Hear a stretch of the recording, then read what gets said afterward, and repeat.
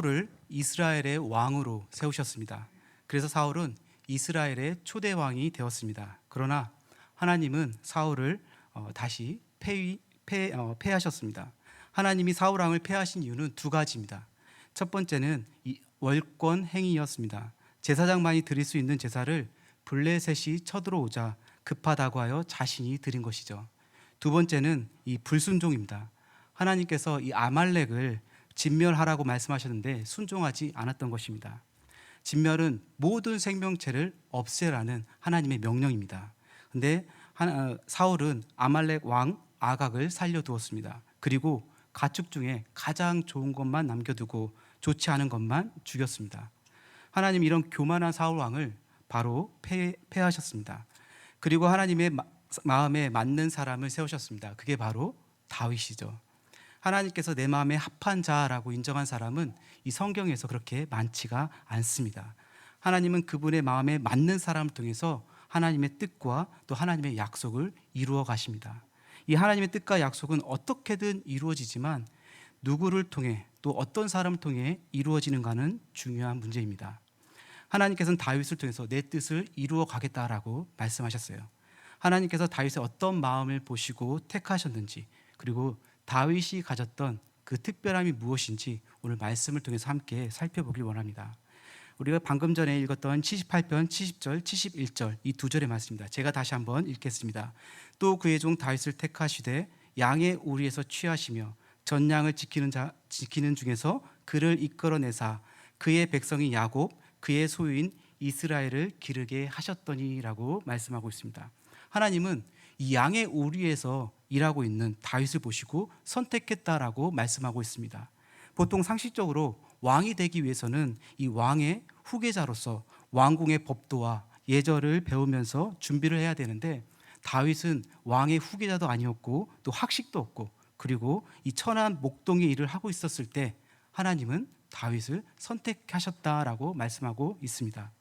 사무엘상 16장을 보면 목동을 있을 때 선지자 사무엘로부터 기름 붓는 장면이 나옵니다. 사무엘상 16장 1절의 말씀입니다.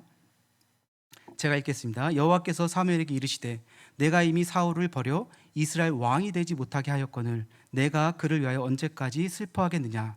너는 뿔에 기름을 채워 가지고 가라. 내가 너를 베들레헴 사람 이새에게로 보내리니 이는 내가 그의 아들 중에서 한 왕을 보았느니라 하시는지라. 하나님께서는 이 교만한 왕 바로 이 사울을 버리셨습니다. 사울 왕을 대신할 왕을 찾고 있었는데요. 하나님께서는 이 선지자 사무엘에게 나는 베들레헴 이새의 아들 중에서 한 왕을 보았다라고 말씀하십니다.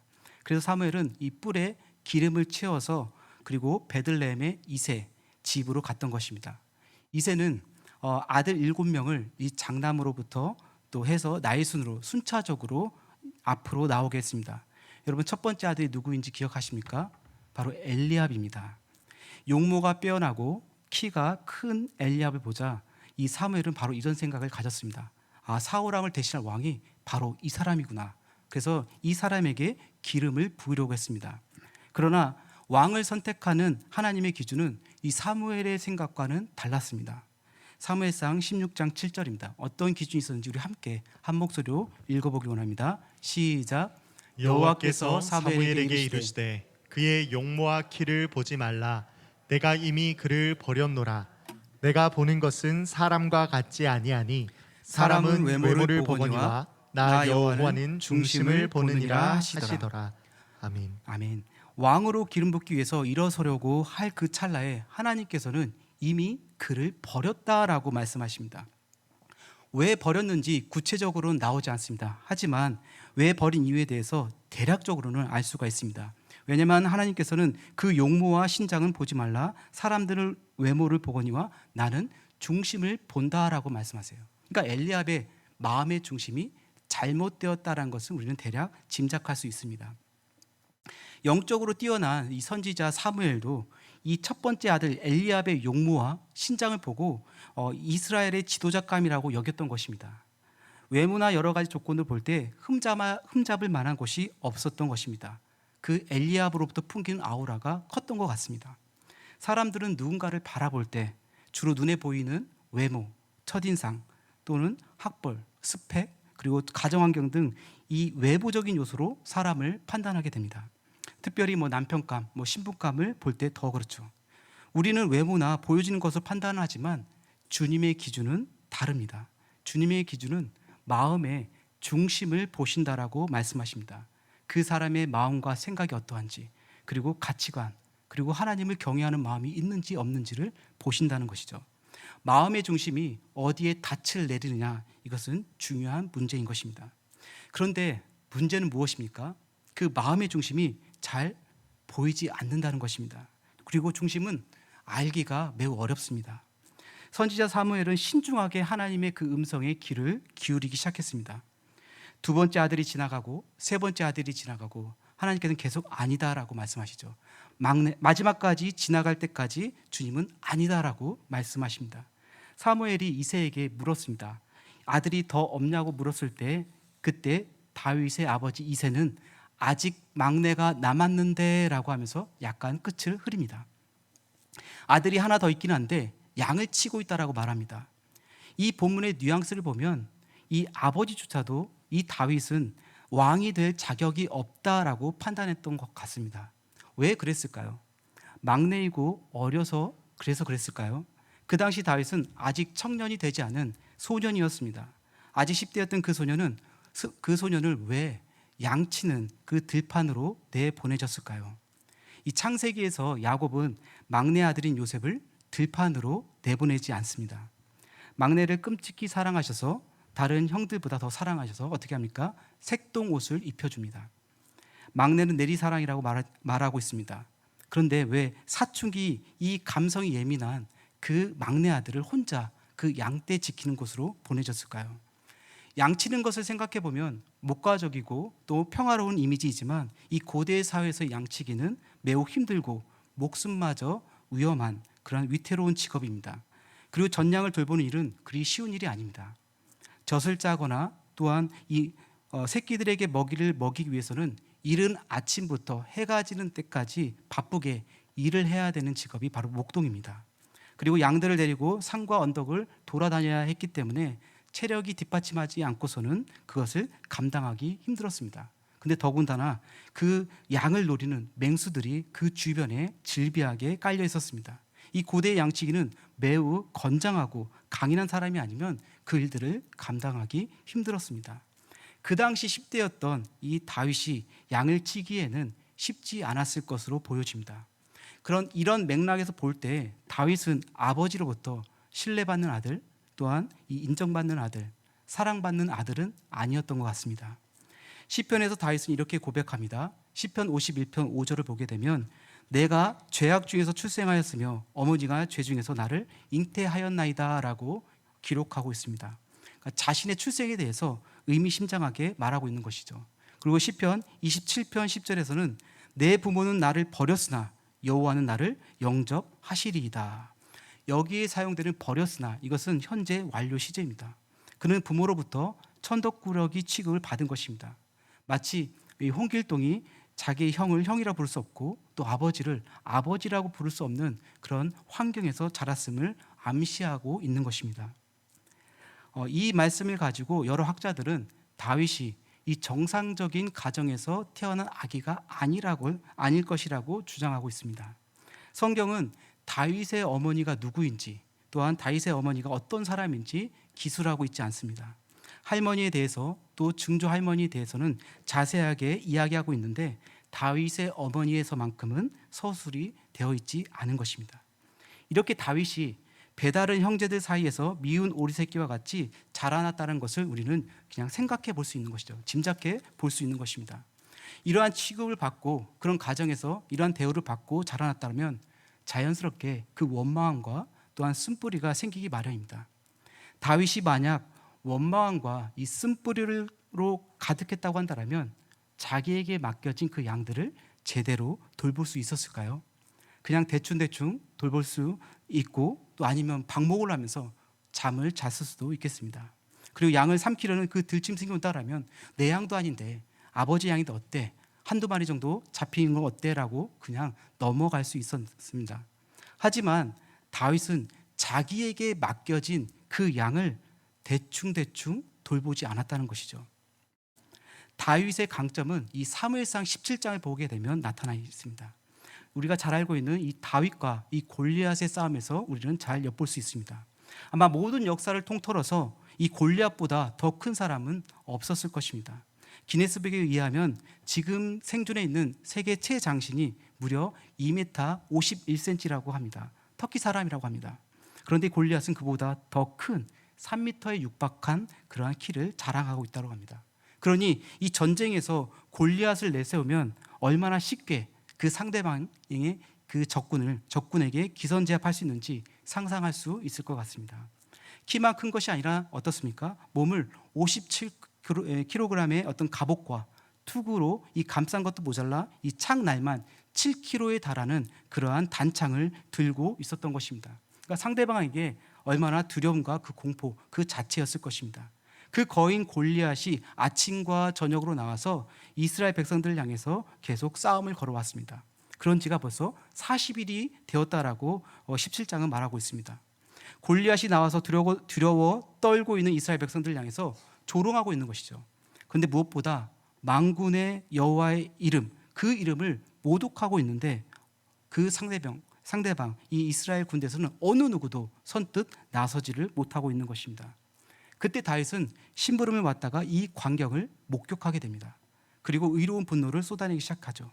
이 할례받지 않는 이 블레셋 사람이 누구이기에 살아계신 하나님의 군대를 모욕하고 있느냐라고 의로운 분노를 그 주변 사람들에게 말하고 있는 것이죠. 근데 그것을 누가 보았냐면 바로 큰 형 엘리압이 그것을 보고 다윗을 불러냅니다. 그리고 다윗에게 혼쭐을 내는 거죠. 들에 있는 양들을 어떻게 하고 여기에 왔느냐? 나는 네가 얼마나 교만하고 완악한지 내가 잘 안다. 너는 전쟁을 구경하러 왔다라고 혼을 냅니다. 보통 사람이면 이 큰 형이 이렇게 혼을 내면 나이 차이도 좀 많이 났을 것이에요. 혼을 내면 기가 죽고 풀이 죽어서 돌아가겠지만 다윗은 낙심하지 않고 낙담하지 않고 거룩한 분노를 삭히지 않았다는 것입니다. 그래서 사울 왕에게 찾아갑니다. 그리고 어떻게 이야기합니까? 제가 나가서 싸우겠습니다 라고 말하죠. 근데 사울 왕이 보니까 어떻습니까? 이때 다윗의 나이는 아마 16살로 추정되고 있는데 신장도 볼품이 없고 또 사울 왕이 입었던 이 갑옷과 창과 이 칼을 주는데 맞지가 않은 거죠. 커서 맞지가 않았던 것입니다. 사울 왕은 반신반의했습니다.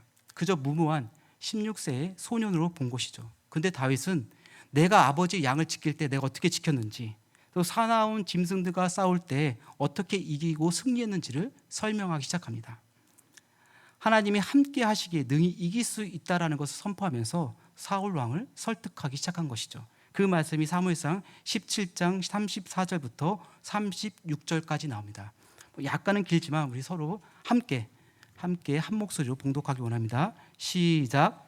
다윗이 사울에게 말하되 주의 종이 아버지의 양을 지킬 때에 사자나 곰이 와서 양떼에서 새끼를 물어가면 내가 따라가서 그것을 치고 그 입에서 새끼를 건져내었고 그것이 일어나 나를 해하고자 하면 내가 그 수염을 잡고 그것을 쳐 죽였나이다.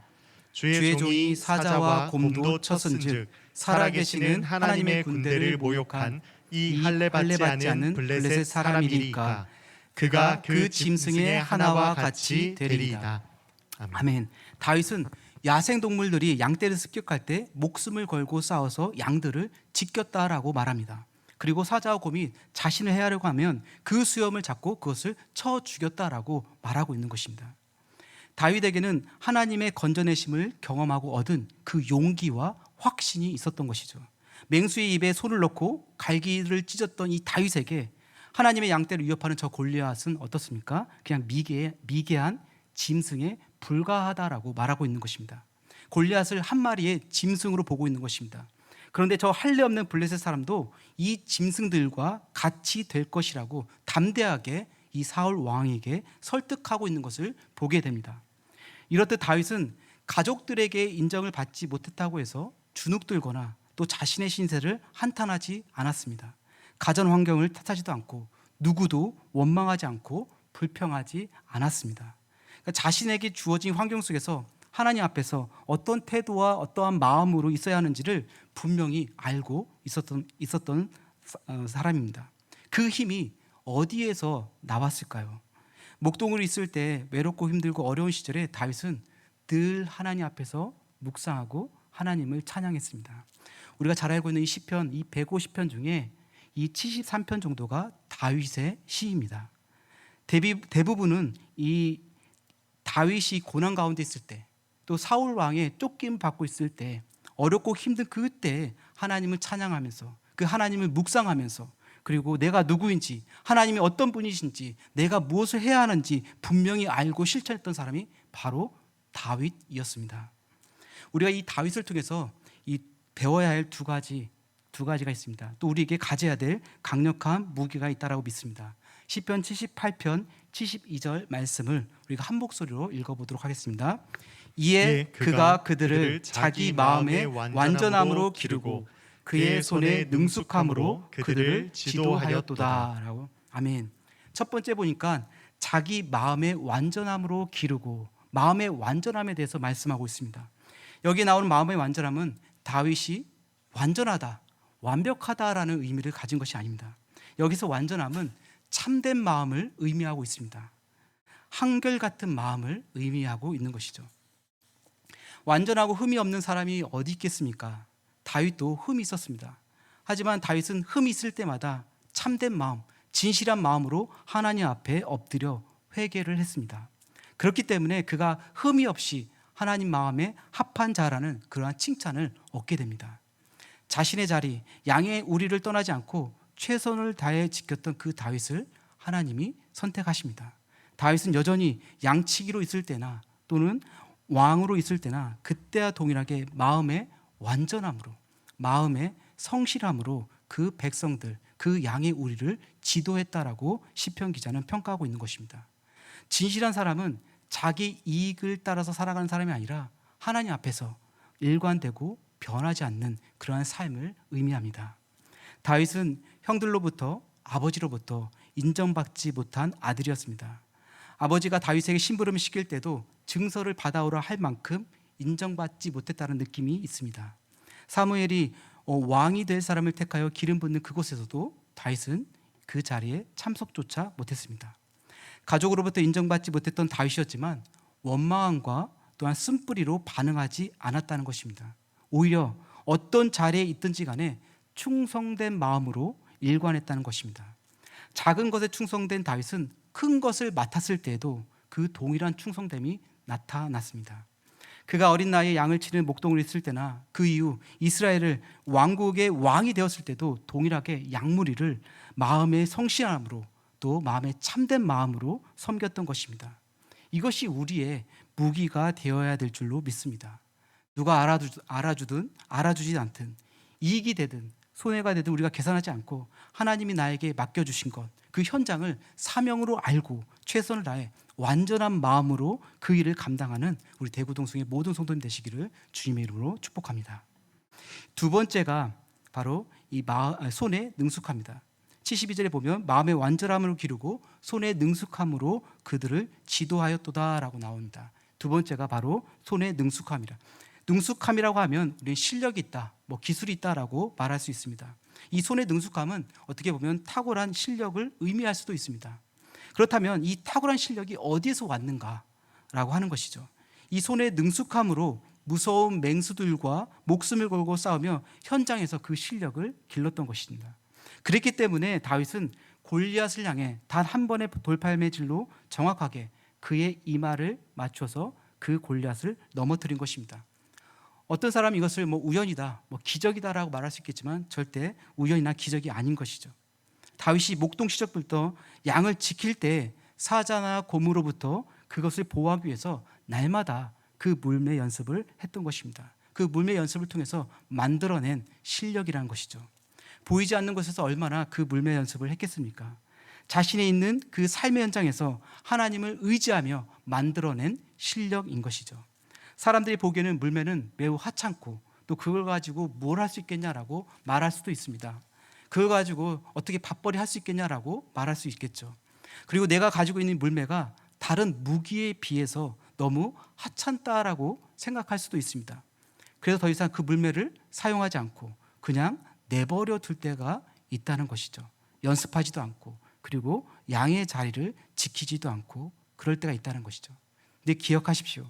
하나님은 이 다윗이 가지고 있는 이 작은 물매를 통해서 이스라엘의 나라를 구하는 데 사용하신 것입니다. 내가 갖고 있는 이 물맷돌이 골리앗이 들고 있는 창과 단창보다 더 강력한 무기가 될 수 있습니다. 하나님 나에게 주신 그 물매를 다윗처럼 사용할 수 있기를 주님의 이름으로 축복합니다. 손에 능숙함으로 소년 목동 시절뿐 아니라 사울 왕에게 도망 다닐 때 함께했던 그 용사들, 그리고 왕이 된 이후에도 자기와 함께한 이스라엘 백성들을 손에 능숙함으로 그들을 지도했다라고 시편 기자는 말하고 있습니다.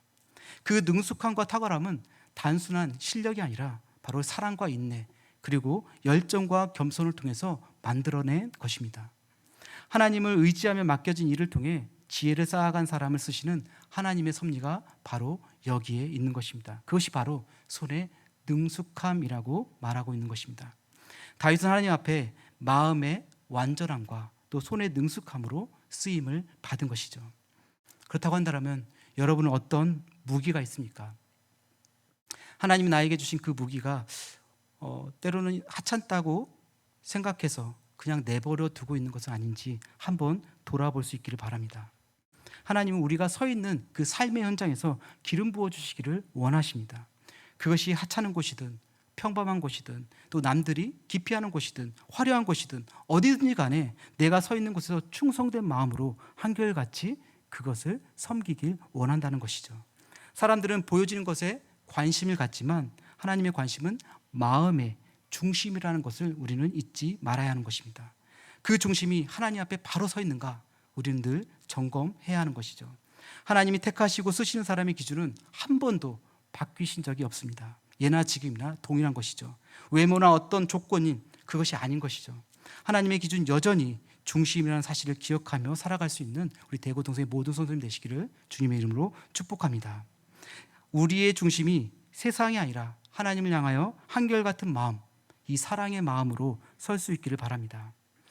말씀을 맺도록 하겠습니다. 이 누가복음 16장 10절입니다. 우리가 다 같이 한번 읽어보길 원합니다. 지극히 작은 것에 충성된 자는 큰 것에도 충성되고 지극히 작은 것에 불의한 자는 큰 것에도 불의하니라. 작은 것에 충성된 사람이 되라고 주님이 말씀하고 있습니다.